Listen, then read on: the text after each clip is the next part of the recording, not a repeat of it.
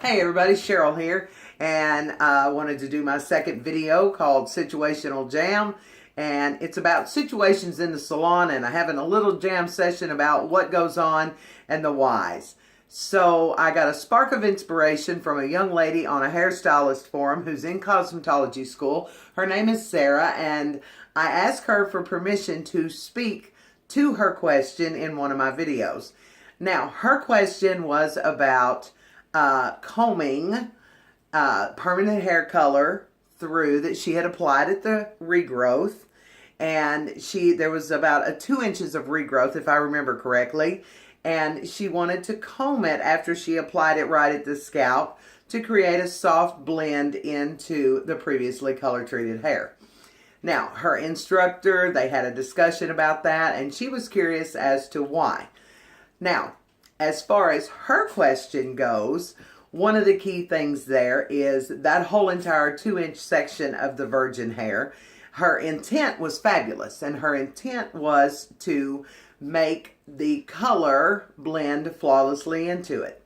Now, combing it in that situation is not necessarily the best way to do that. In my opinion, what you want to do is you want to apply your retouch color to all of the virgin hair, and then you want to apply the rest of the hair with a demi-permanent, bringing it to the same level and the same tone.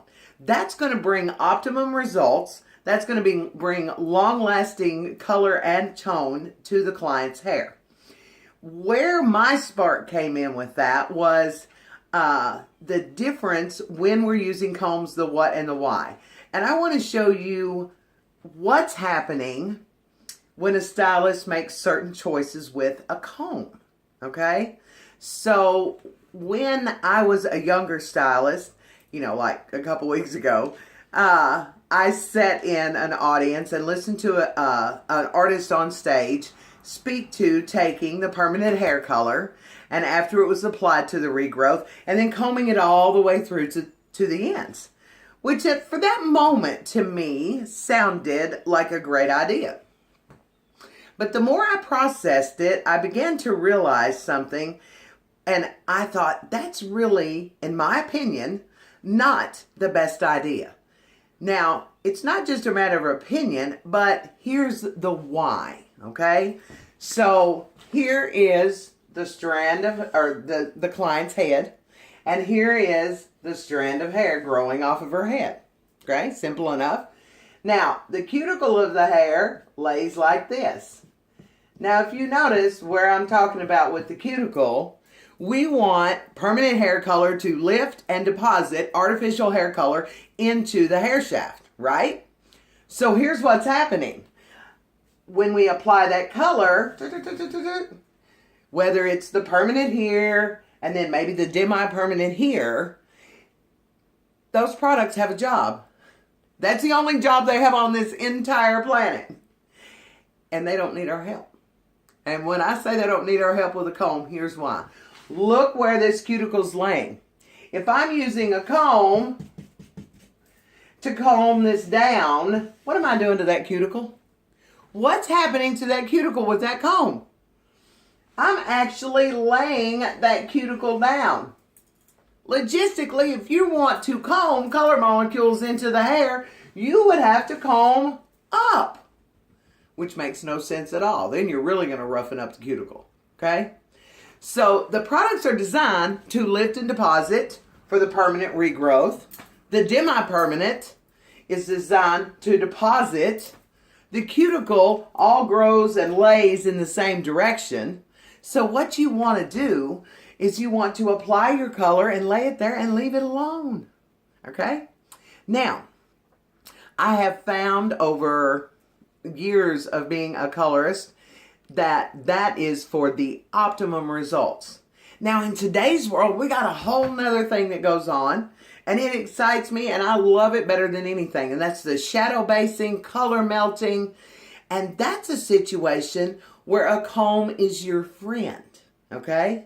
Now, and here's what happens then. If I want to create a shadow base right here, and I want that a seamless transition down into the rest of the hair shaft, Then if I comb it from where I've applied whatever I've used to create my shadow base down slightly and pull my hair away from the scalp, then as I pull that away and all I'm doing is just slightly lifting it off, then I create a seamless blend there. And in today's world, they have a lot of cool tools for that. A lot of different ways, not necessarily any right or wrongs.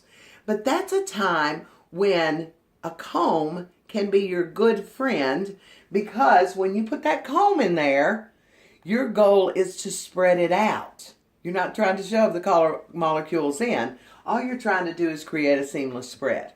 So understand that if you're doing a retouch and you're taking that permanent hair color and you're combing it all the way down to the ends of the hair, you're laying the cuticle down, you're combing product off the hair, and the permanent hair color lifts and deposits.